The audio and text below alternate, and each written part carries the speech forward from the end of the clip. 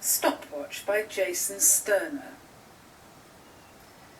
Everyone is dead, slumped against steering wheels, on the floors of kitchens and bedrooms, face down in swimming pools. Bodies litter the malls, the halls of prestigious universities. They're in hospitals and sports bars, at desks in corporate offices. In the centre of the Oval Office lies the body of our president. Maggots crawl out from beneath her eyelids.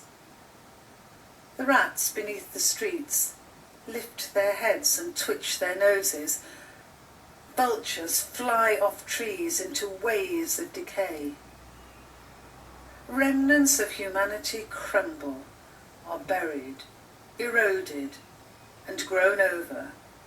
We are dust and fossils, we are history.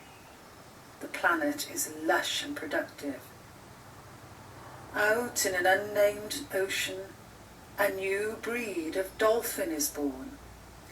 Its flippers more like modified claws. One day, it will use them to grasp the shoreline. Thank you, Christine. All beautifully read. Congratulations to all of our featured poets, and thank you for sending in your work. I really enjoyed reading them.